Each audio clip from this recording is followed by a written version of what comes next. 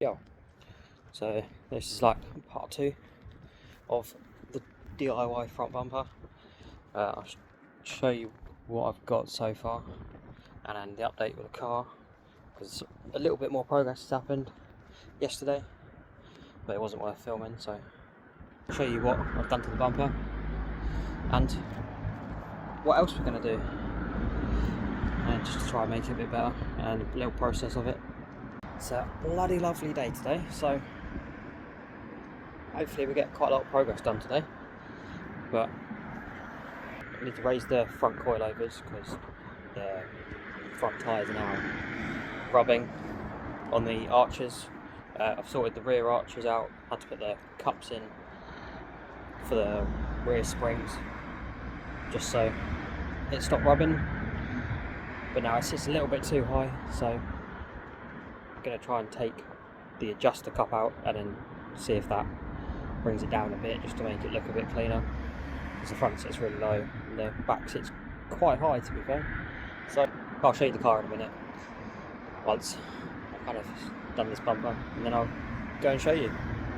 Done one side of the bumper with the filler, so I'll flip the camera around so you can see the semi-process of this. So I've got filler in here, obviously. That's what it looked like before with the foam. So basically we're just fillering over the top of this. This is like your little base layer, and then put the filler over this. A couple of layers of filler just to make it solid, and then the shape bolt on there, if you can see that. It should be solid enough then for painting and maybe something else in the middle of the bumper, just to hold the middle of the bumper up so you don't see the screws sticking out of it, basically, because I think it looks a bit rubbish. But I've not done this before, so this is all like first time process. If it looks rubbish, just buy another bumper, try again, or just stick another bumper on it, like an M Sport bumper or something. But I thought I'd try and make do with the SE bumper that I've got, as it's not cost me anything to make this so far, apart from the filler, which is 15 quid for the foam and filler. So it seems silly to spend money on a bumper when I can attempt something myself, make a little DIY thing. So yeah, we've got both the first coats on, and sort of need to fill in this corner so it kind of is a bit more straight. Apart from that, it's kind of a good rough shape. See, this one's getting dry, but I'll chuck another coat on over this and then sort of start to sand it down, really. But it ain't looking that bad. Come back to you when I've got the second coat on. Yeah, so here's the second layer of filler on there. That one's on. Done that. I've kind of managed to get the shape I like as well. The nice curve with it. So I've done that.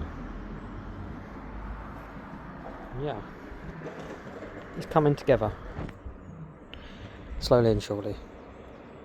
Yeah, so we're on day 3 of the 46 build thing series. Today I have managed to find a bumper, managed to sort of make it fit. I think I'm happy with it. Might need a few little adjustments, but overall it's looking a lot better than what it was. But I'll flip the camera around. I haven't filmed any of it because I completely forgot, but I'll flip it around so you can see what it looks like. So I found a bumper. If anyone can guess what that bumper is, but it's not a 46 bumper, if you can't tell, because it's been cut down the middle. So yeah, I haven't really got too much left to do. Got to obviously do this rear bumper, probably try and do something with this bit here, because this side bit sits here, but where this SE bumper sits in here, I think it looks a bit silly, so I might have to just kind of filler that down here just to bring that like a smooth line, and then I need to paint match it because it's not been paint matched yet. I need to do something with this because it's really bugging me, this line that I put on it, because obviously I thought it was going to be doing. It needs polish because it's got overspray all over it, which was my fault again. These little holes with the parking sensors obviously fill up this little gap where the joiner was, where I've had to cut it in half to make it fit because it was too wide. And the towing eye bit as well, so I've had to fill that in as well. But it looks alright, to be fair. I don't think it looks that bad. We're getting there. Front bumper is currently not on the car because it's in the house, because I've just put another layer of filler on that to join them bits up.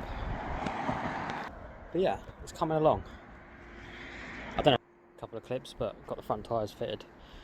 They fit sort of. Need to get smaller ones because they rub like mad, especially on this side. So I've had to sort of bend the fender out a bit, and I need to take the arch liner out of it. But yeah, it's coming along. But yeah, there's what's left to do. We got diff bushes left to do. Got to sort that rear bumper out. Take the arch liners out the front. I want to try and fit my bucket seat in the car, which I've got, but I need to make some sort of mounting bracket for it. But it's not that far from being done. But it's looking clean. So I think that I'll call that there for sort of part 2 of this whole series. Sorry, the sun's really glaring. But yeah, I'll call that probably part 2, and then part 3 is going to be the final touch-ups, really, and then painting it, and it'll probably be 4 parts as well, because I've also got to do the diff bushes. So I'll film that. I'm about to order a tripod, so I should be able to make these clips a bit better, because I always forget to film. So if I could just keep my phone there, I can just keep my phone there and just record more of what I'm actually doing, because I keep forgetting to, which is really annoying, because I do stuff and then it's like I've just kind of done it instead of being able to like show you what I'm doing, sort of thing. But yeah, give me a like, give me a subscribe if you want to see what else is coming along. And yeah, peace.